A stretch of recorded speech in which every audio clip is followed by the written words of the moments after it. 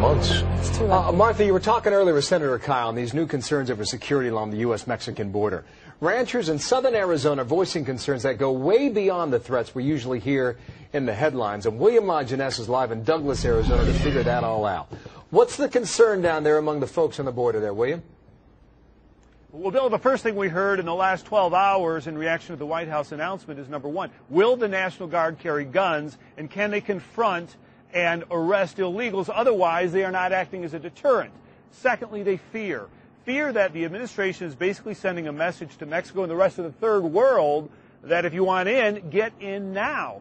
And many experts say we are not ready for that surge of illegal immigrants. Take a look at this video. This is shot by Citizens Wildlife cameras that are set up in federal lands. And what it shows you is immigrants coming in jeeps, in truckloads, some carrying backpacks loaded with marijuana.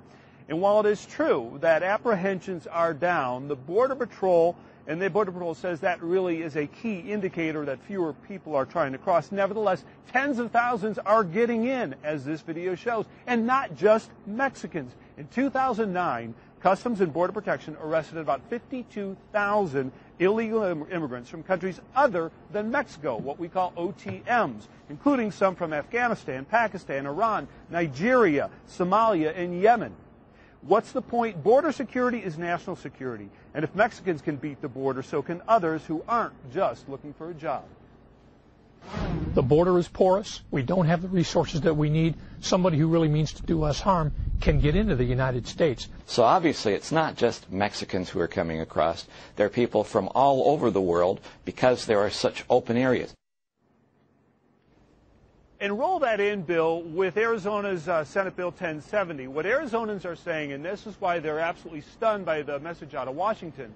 So if you have a guy speaking Arabic or a Somali who doesn't know a speck of English, and he's stopped on the road and he cannot produce an ID, proof of insurance, anything, he's not willing to tell you his real name or where he lives, and you're supposed to let that guy go?